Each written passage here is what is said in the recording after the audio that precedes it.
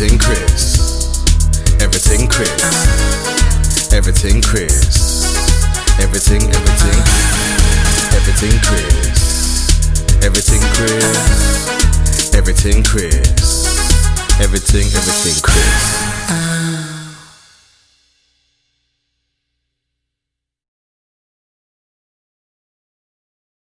On reverse camera. Cool. Oh, Hello? we went to see your bedroom, yeah? Was you gonna give us a bedroom tour? Yes, that's the only private room in the house. Everyone else is home because it's the night time. It's the night time. Nice. 7 p.m. out there. Nice and hot out there, yeah? No, it's winter. It's actually very cold. It's cold in Australia. I mean, it's about probably like 9 degrees. Kind of just showing off. It's just 9 degrees. I saw someone today with like a fur Eskimo coat, and I was like, you don't even know what the cold is. Like, Yeah, you don't need exactly. that here, but You've been in Newcastle, so you know what cold is. yeah, exactly. Like, this is nothing. This is nothing, man. Definitely not. When they go over, come here, and then they go back, they won't wear that coat. Oh my god. How you doing anyway? How Yep. you doing? Yeah, I'm not bad at all. How about you? I'm great. Fantastic. Thank you for coming on the show, Georgia. Yeah, no How worries. you pronounce your second name? I don't want to get it wrong. Ordorf. Ordorf, I thought so. We've got Georgia Ordorf on here with us. Newcastle It's like a Eagles. silent H kind of thing. Yeah. I don't know. Oh yeah. Oh, that's so cool. Ordorf, as long as I know that. All right. So how you been dealing with all this quarantine and lockdown and that? How have you been adapting to that? Look, so I had to leave pretty abruptly. I made the call on like a Tuesday and I flew out on the Thursday. So it was kind of like such a whirlwind. Like I literally had to pack up my house. I got to say goodbye to my teammates and my coach, which was nice. But I didn't get to say goodbye to like anyone at the Eagles, which was kind of a bit upsetting.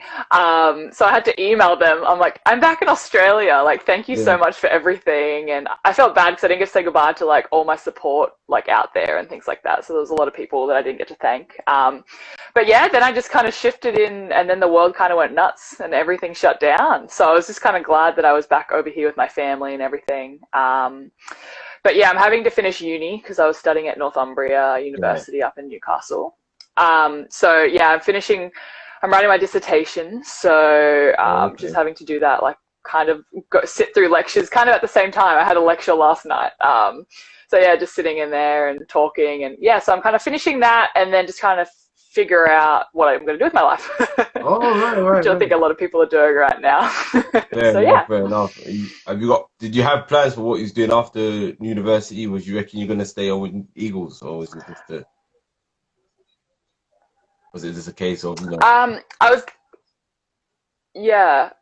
going to travel a little bit. That was kind of my plan. I was going to head back to the US and see some of my my friends over there, but obviously that didn't get to happen. And then I was going to do a bit more traveling in Europe because I didn't feel like I got to see enough of kind of Europe, but that's okay. No, it'll still happen. Keep hopes alive. That's how I see it. Thank you. Yeah. So we get into it. So where did you grow up then, innit? Yeah, I'm in my home where I grew up. I'm back with the parents. So there's Australia, you grew up here. Yeah. How was the upbringing in Australia? I'm good.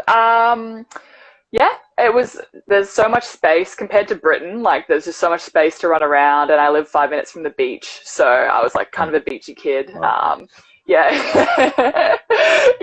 Just go down after school and hang out with my friends there, and so it was great. And then I started basketball pretty young, so I was like 5 or 6 when I started.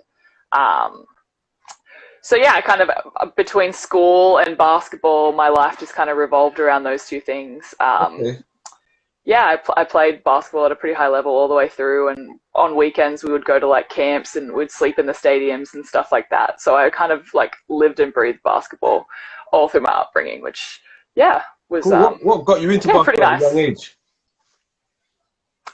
So my best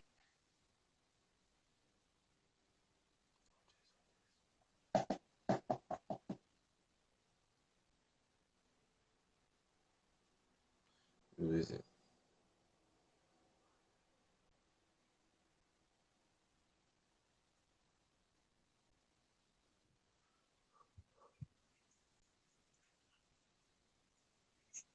You Yeah, just, you were probably. off. Yeah. Oh, I have my headphones in now. No. It's the transconnect, it's the divide over the oceans. Oh, yeah. You all good? Yes, I think so. I'll just Okay, pop these okay. down. No problem. Cool. So it's Uh, about how I was getting into basketball. Yeah. yeah. So when did you get into basketball? You was talking about when you got into Uh, basketball, how you got into it. Yeah. yeah. So I was like 5 or 6, and my best friend, she's still my best friend actually. We just, her brother played and her dad coached, and we just went to like this little coaching clinic every Saturday, and from there it just kind of grew, and I got asked to try out for like the representative teams, and yeah, I just really liked the team aspect, and I was kind of tall, so that helped when you're a bit bigger than the other kids Yeah. as well. Um, you just kind of get picked for Definitely. everything when you're young. So yeah, that was really helpful for my development. But yeah, that's kind of how I got into it. So when did you like fall in love with the game when you said, you know what, I want to pursue this as a career and you know make something out of it? So I was in year 6. I was doing like this individual coaching with a girl who'd just come back from college in America. And she was just telling me all about like her experience and how like she got to go to university and just like lived and breathed basketball. And I was just working out one day and I was just like, I think this is for me. I think I could do something like this. And it sounds amazing. And I really just, yeah, I started working really hard from that point on. And I'm like, I'm going to do this. And I kind of, yeah, I did it. I ended up doing it. Oh, good, good. So That's yeah. cool. I like that. I like that. And then so talk us through your journeys then, you know, your journey before you went to Denver. So talk us through that and then your journey in Denver as well. How was all that experience? Did you get that? So like, Yeah. I got bits of it.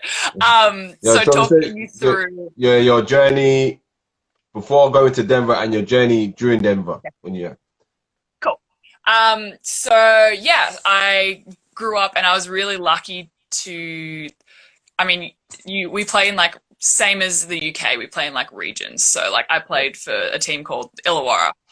And I was really, really lucky. I grew up with 10 really, really talented people. And in particular, there was 2 twins. And we really pushed each other, and so we grew up with a really talented team. So we won a lot of competitions. So it's always nice when you play other teams and you beat them by like 50 and 60, and that's kind of what very, very. My one coach I had called us the dream team. Like we were just like this incredible group, and it's like once in a lifetime, you know. So that was really, really fun, and I think that, I mean, it helps, right? When you're playing with a team that's winning, you're like, okay, let's go to training because we know we're going to beat a team by like 40, like again, kind of thing. So that was really awesome. And then I obviously graduated out of the junior program, and I went on to like the senior kind of women program we've got over here, and we had a really good team as well. And we actually won the grand final like in overtime, and it yeah. was on my 18th birthday. So What a birthday really present. crazy. It was the best birthday present ever. There was drinks a lot bought me that night, so I wasn't. And someone It was take very good. It was very fun. make sure you got home safe, yeah? Yeah, of course. Yeah, I was the youngin. Yeah, so then after that, I graduated high school, and we finished in like December. So then I had to wait like a full 8 months before I could go to college in America. So in that time, I just worked really hard on my game, and I was part of this like state development program. So I was going up and down to Sydney. Like I live an hour from Sydney, so it's going up and training like every day, and yeah, just working on my game. And that was the process of like going through all the colleges and like having to be recruited, which was like very difficult, especially being so far away. It's kind of hard to get your name out there and things like that. And you can send as much film and stuff as you want, but the coach has never actually seen you play. So you have like this disadvantage compared to the Yeah, American yeah. kids. So I was just kind of trying to find the right fit, and I was lucky enough to actually go and visit Metro. They're like, we've never really done this for the female program, but we're going to bring you out, because I was like, oh, I don't really want to commit unless I've met the people that I'm Yeah, living yeah, with yeah. for the next. Definitely.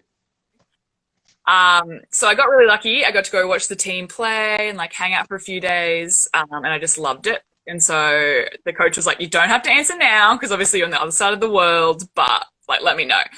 So yeah, I just decided, everyone was telling me like, go Division One, go Division One. And I was like, no, like I feel really good here and I actually want to play. Like a lot of kids go in like, oh, I'm going to go D1, and then they don't get to play. So Yeah, yeah. I'm very much, I know I'm going to hate my life if I'm not playing. Like what's the point in even going, kind of in my head. So yeah, went to Denver, and yeah, look, I got thrown in the deep end per se, because you have this, oh, I'm a freshman. You have this mentality like it's my first year, like I'm not going to get to play much. Yeah, I started every game from my freshman year to my senior year. Yeah, yeah. So I really got thrown in. The first year I went there was 8 new people. So it was really just like fighting for that spot kind of thing. And in my head, I'm like naturally not a very confident person. I've really like had to work on that. And when I first went in, I'm like, these girls are going to be so much better than me. Like Yeah, yeah, they're yeah. Americans. It's like they already know what it's like. And I was actually surprised myself. I was like, oh, I'm just as good as these people. Like it took me a few weeks to kind of get my groove, but then I'm like, oh, I can actually compete. And like, this is actually a really good level for me. So yeah, so Denver was great. We played like every weekend. We had a double header for like a lot of games. Like it was just crazy, but they literally treat you like royalty. Like we got fed like Yeah. as much Really. as we needed. Our coach was like, oh, you guys are hungry? Let's go get like a snack. And you're like, oh, but we ate lunch like an hour ago. Making sure I'm you're like, no, taking don't care worry of you about lot. Good. it. Literally. And you get like all the gear. It's like, oh, you want another pair of shoes? Like, sure, we'll buy them for you. Like, how? Like, yeah, we got these basketball shoes and people were rolling their ankles, and my coach goes, oh, we should have got high tops. Do you want we'll just get everyone high tops. And we're like, but we already have 2 pairs of perfectly fine shoes. Like, it's Yeah, yeah, yeah. It's about give me some exactly right. Yeah, it's absolutely nuts. So yeah, but I did have my ups and downs, as you do Yeah. as a basketball player. I think my coach expected a lot out of me, and I mean, I was 18, 19 when I first like moved away. So I wasn't ready for like the yelling. There's a lot of yelling, and I get it now in hindsight. I'm like, that's their whole job. Like they're going to work and they have to get results from like 19-year-old girls. Like Yeah. that's not a position I want to personally be in. But yeah, it took me a while to kind of get my groove with my coach. But after the first 2 years, she's like, I really respect you, and that's why I yell at you. And I was like, Yeah. oh, Fair enough. that's fun. Like, I thought you just yelled at me because you didn't like me. So yeah. Shows you passionate. That's fair. So what was the defining moment when you started realizing you could play at this level? Like what was the defining moment that made you say, you know what, I know I belong here, and I know I can make something out of this. So my freshman year, we played at CSU, so Colorado State University, and it's like this huge arena, like nothing I'd ever seen before at like that level. Like the place the professional team here play at, it's like nothing compared to that place. I walked in and I was like, oh my goodness, like Yeah. wow, like this is legit. Like this is the things you see on TV. And I walked in and we played like this Division 1 team, and I kind of like held my own, and I was like, wait a second.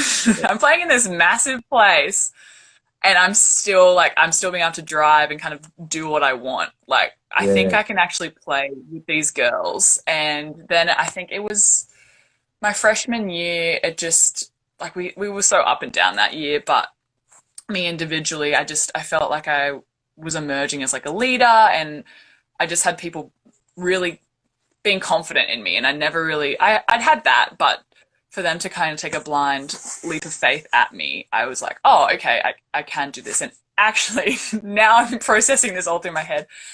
I got in trouble for being late to a team meeting. Wow. And I was like, I literally, so there was like a 15-minute rule. So you have to be everywhere 15 minutes before the time. Anyway, literally was about 2 minutes late, maybe. My coach says, all right, tomorrow you're in the gym at 4:30 in the morning and you're with one of the assistants. Anyway, he literally put us through like a torture session, like lunges with med balls. Like we pushed this one box up and down the floor. We ran laps. We did our conditioning test. Like he absolutely slaughtered us. I had no legs left. We did it for like an hour. Anyway, we had practice that day and I won all the sprints and my coach was like, you should be dead. And then we had weights afterwards and I made it through the weights, but at the end I like lost it and I just burst into tears. I was just so tired. But that was literally the defining moment. Now I'm thinking about it. I was like, I just made it through all that nonsense and I'm still here and I can do it. And I'm like, I've literally pushed myself to like my boundaries. And the rest of it, like, yeah, if any time I would be like, I can't make it, I'd be like, remember that day when you did like a million workouts and you literally couldn't feel your legs and like you can kind of do it. You can do it. So yeah. Ah, that's good. That's good. That's good. That's so inspiring. Like just fighting through it. That's the main thing. That's the defining thing. And those big tests there, big challenges. So yeah. Everything Chris. Everything Chris. Everything Chris. Everything Chris.